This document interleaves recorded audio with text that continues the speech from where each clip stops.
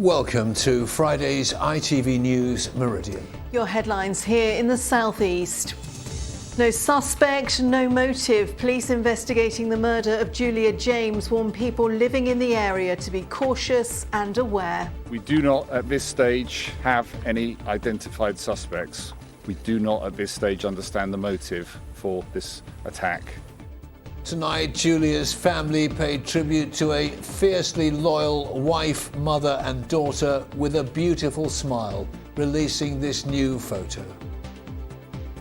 And the striking similarities to the killings of Lynn and Megan Russell 25 years ago in neighbouring Chillenden. Police aren't ruling anything out. Also on the programme tonight, warnings of a water shortage after one of the driest Aprils on record. Advice to gardeners this bank holiday weekend.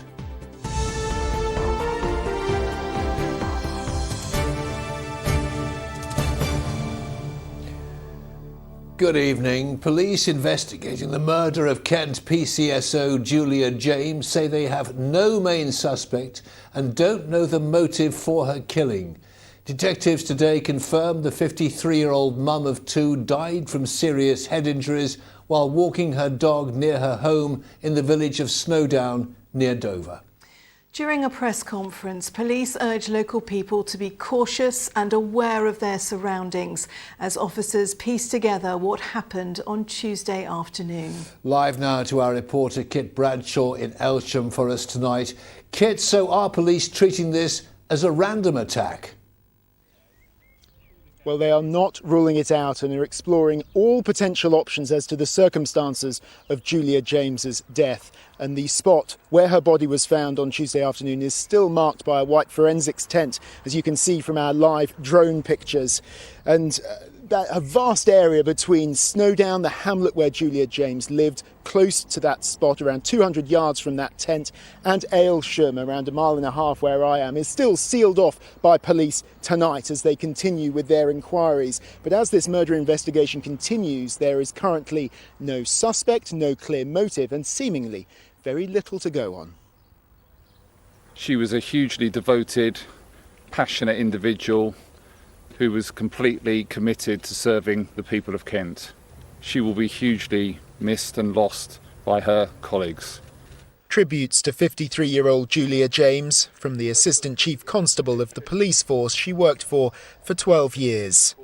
We do not at this stage have any identified suspects. We are keeping all options open to us. We do not at this stage understand the motive. But detectives are now able to confirm how she died. A post-mortem took place on Thursday of this week, and I can confirm that she died as a result of serious head injuries. It was at the edge of Accolt Woods, just a few hundred yards from her home in Snowdown, that the PCSO's body was discovered by a number of people on Tuesday afternoon. She'd been walking her dog at the time, who was unharmed. But she had been working that day from home. Like many, the pandemic meant much of her job supporting victims of domestic abuse was being done remotely. She also worked at Canterbury Police Station, where her loss is having a massive impact on colleagues who are receiving specialist support. Police have urged local people to remain cautious and aware of their surroundings. Many of the footpaths that crisscross the fields in this area remain sealed off. But some of the residents I've been speaking to say they feel too afraid to go out alone. Very shocked, more nervous. Are you talking to the person when you sort of walk about town and you just don't know who's done it? It's just crazy. We often walk our dogs sort of down there, right along the hedge road, just a bit here. And at the moment, I'm not even taking them out. Senior officers say while there was no evidence of a robbery, they don't want to be blinkered and are keeping an open mind to potential scenarios, including the possibility that there may have been a sexual motive or possible links to the murder of a mother and daughter in 1996 in Chillenden, a couple of miles away. Based on where we are at this stage, a single, incredibly rare, isolated event, people should be cautious, people should be aware, but I think people should continue with their lives. Hundreds of officers continue to work around the clock to catch the person or persons responsible for killing their colleague. But 3 days on, there still seems far more questions than answers. And Kit, we've heard from Julia's family tonight. That's right. In the last 2 hours or so, her family have released a written statement along with a new photograph of her.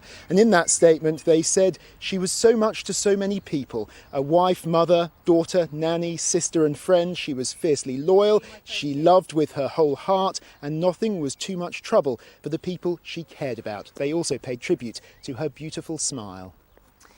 And as you said in your report, parallels are now being drawn with the murder of Lynn and Megan Russell in that part of Kent back in 1996. Yes, that came up at the news conference that you saw in my report a little earlier. Those apparent striking similarities between the Russell family murders in Chillington, just a few miles from where I am. The man convicted of those murders has always protested his innocence, as my colleague John Ryle now reports. July 1996, and police search fields at Chillington for the weapon used in the horrific attack on Lynn and Megan Russell, killed by hammer blows to the head.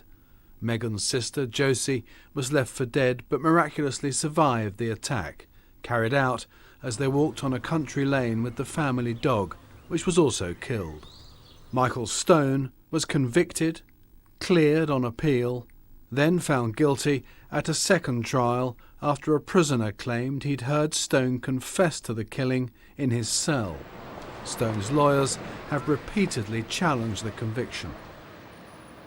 The Chillington murders happened 2 miles from the remote spot where Julia James, attacked while walking her dog, was found dead with severe head injuries.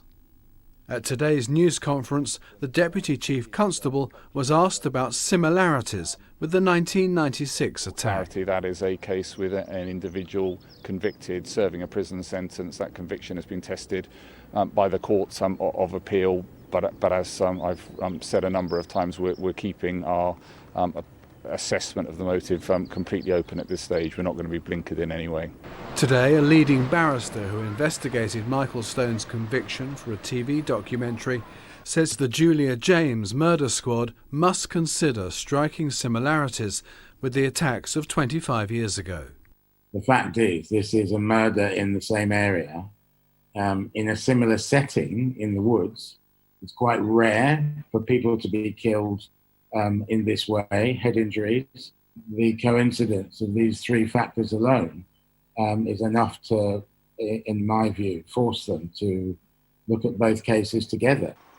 As the hunt for Julia James's killer continues, lawyers for Michael Stone are now waiting once again for the Criminal Cases Review Commission to give its verdict on the safety of his conviction. John Ryle, ITV News. So, Kit, people there are being told to remain vigilant and to expect a large police presence throughout the weekend. Yes, it's likely that hundreds of police officers will remain in this rural part of East Kent over the weekend, assisted this evening by colleagues from the National Crime Agency as they continue that meticulous search of the fields and woodland, which they hope holds the clues. The detectives have told me that they want to exploit the crime scene to the maximum. They hopefully hope to find a piece of crucial evidence, or that someone who hasn't already spoken to them will come forward. And they are continuing to appeal for witnesses, anyone who saw anything suspicious in this part of Kent on Tuesday of this week, to speak to them and to call that incident line number. That's 0800 0514 526. Kit, live in Elsham, thank you very much. And for more from that press conference and any developments on that story, just go to our website, itv.com/Meridian, and we will, of course, have bulletins throughout the weekend. On to other news. More than 4,500 fines have been issued in Kent and Sussex to people breaking COVID rules since the start of the first lockdown in March of last year. New figures show more than 2,200 fixed penalty notices were issued in Kent and 2,250 were given out in Sussex. 32 of those fines were for breaking international travel regulations and 11 were issued for gatherings of more than 30 people. People living in Medway are being warned to be on their guard because of several reports of scammers operating in the area. The cold callers are attempting to sell thousands of pounds worth of insulation with hoax deals available for just 24 hours only. Officers say the scams have been reported by residents in Rochester, Chatham and Strood. 2 puppies have been found dumped in a carrier bag in a supermarket car park in Basildon in Essex. This Dachshund pup has been named Bunny by rescuers and is being described as sweet and cuddly despite her awful ordeal. Sadly, the other puppy died within hours of being taken to the Dogs Trust. Now, despite the forecast, sadly, of rain over the bank holiday weekend, we have had one of the driest Aprils on record. On average, the southeast has seen just 3.5 millimetres this month, which may beat the previous record for a dry spell set almost 110 years ago. Well, that's no surprise to gardeners and farmers. And now Southeast Water is urging us all to think carefully about just how much water we use to make sure there are no problems ahead. Well, James Dunham is live at Buell Reservoir for us. James, after such a dry month, how are the water levels looking there? There's been a few spits and spots of rain today, Stacey, and as you say, it has been a dry month. But actually, if you look at the edge of the reservoir, the water level isn't too bad, particularly when you compare it to this footage from 2018, where it was so empty that it needed refilling. And it's only in a good way now because we've had such a wet winter, but that doesn't mean we should be complacent. And my report begins from the nearby treatment centre where this water will be ending up. It will be filtered, ready for people to use. So Douglas, the water coming in here is from the reservoir? That's right, so we're standing right at the very start of the treatment process at Buell Treatment Works, and the water you see behind me is coming in from the reservoir and a small proportion from boreholes. First thing we do to that water when it enters the treatment process, we aerate it. You can see this aeration process going on here. And that's that motor spinning. This is really just the very first stage of the process that starts to break down any matter in the water, get it ready for the treatment process that we'll see as we walk through. In the next room, air is added to separate rock sediment, hence the colour, and eventually the water is pumped out. 90,000 homes are supplied from this treatment centre, a journey that begins at Buell Reservoir. But there is a slight issue. It's been a really dry month. In fact, the UK has seen 12.9 millimetres of rain. Normally, there would be around 72 millimetres. And here in the southeast, there's been just 3.5 millimetres. That's why Southeast Water is urging us to be mindful of how much water we use. We've seen over the last 12 months a shift in demand as we've gone through a very extraordinary year, and really it's just we don't want to see any problems towards the end of the year, so we're trying to look ahead and plan ahead and remind people to be careful with this precious resource. What comes out of our tap shouldn't be taken for granted. Absolutely. If only it was as simple as it fell from the sky and came out of the taps. There's a complex treatment process that our teams are working hard to maintain at all times. But what if you are trying to sell plants which need water during a dry spell? My name is Graham Blunt. I run Plant-Based Nursery. All the plants you see here we grow ourselves. We produce about 2,000 varieties in the southeast of England. We've started watering since early April, which is unusual for us, and we are now watering every single day and have had to water every single day. And at the moment, looks like we're watering every single day. And how do you try and make sure that you're not using too much water? Well, luckily, being very tight-fisted, we water by hand, so we're very accurate with the wastage of the water. Plus, due to the diversity of plants that we have, some plants need more than others, so we have to be careful how we water. Graham and his team have the right idea. There is not a sprinkler in sight. That in itself, Southeast Water say, is one way of making a difference. And using a hose instead of a sprinkler, would you believe, can save as much as 50% more water, and that is just the start. For example, this evening, if you are boiling vegetables, why not pour that water on your plants instead of down the drain? You can also buy plants which need very little water, or even invest in a water butt. There's plenty people can do, and we've put some advice on our website, itv.com/Meridian. Particularly useful, Stacey, of course, as we head into a bank holiday weekend when people will hopefully be able to get outside.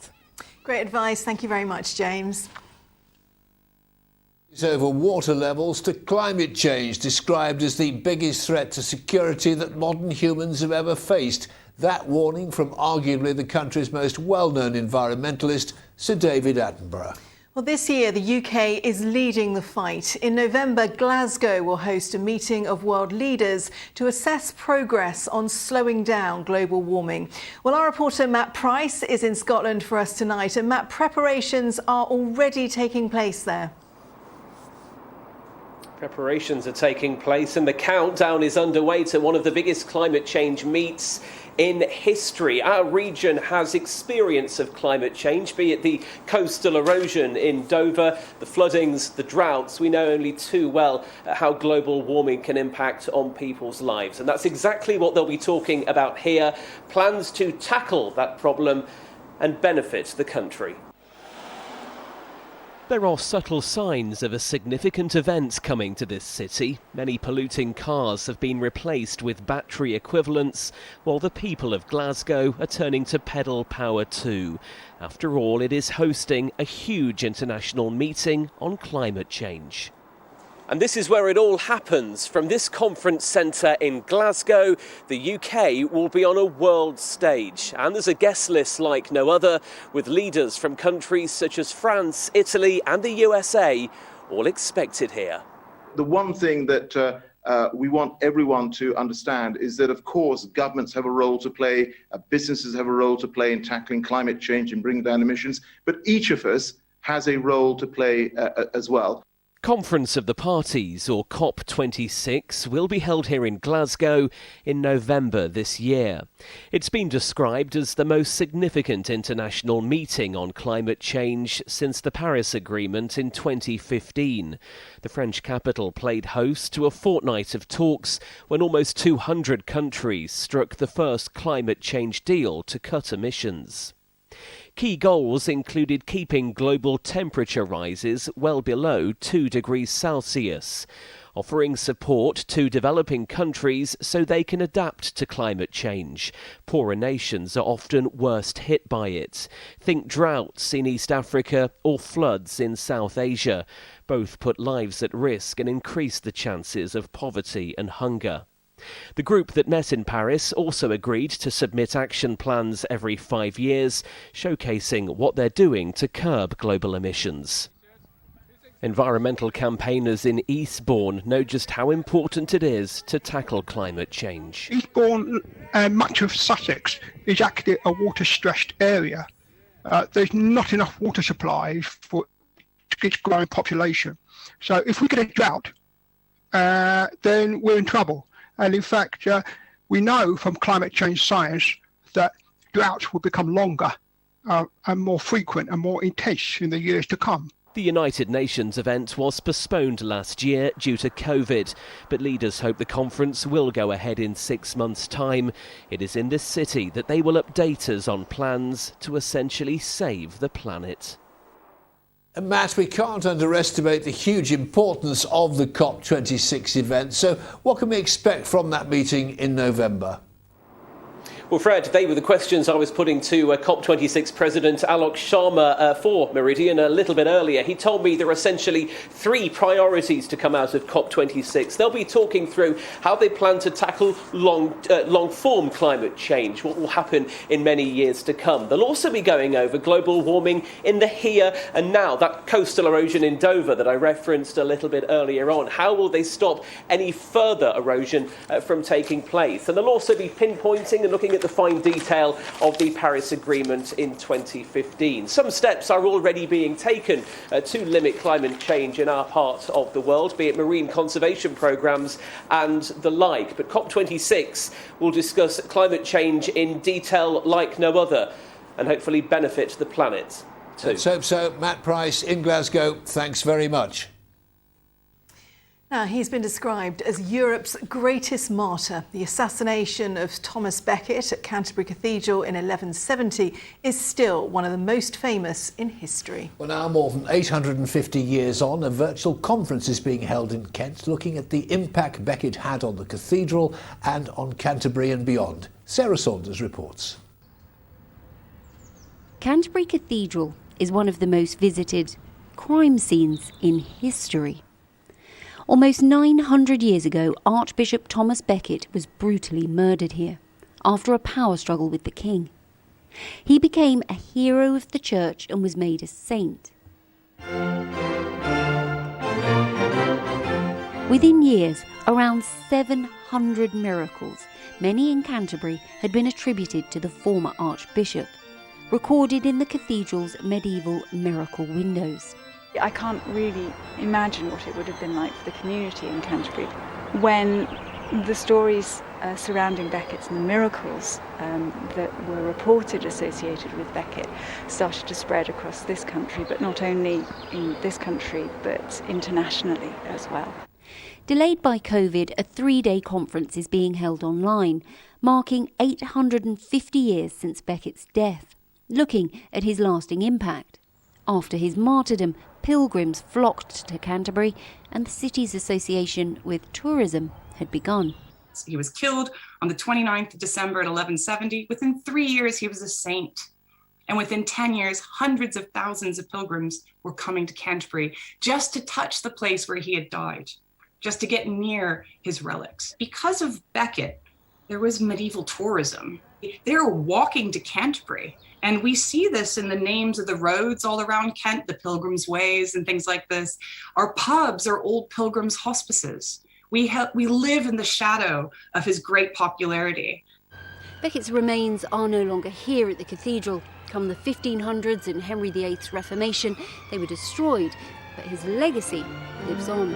In the fabric of the building and beyond. Sarah Saunders, ITV News, Canterbury.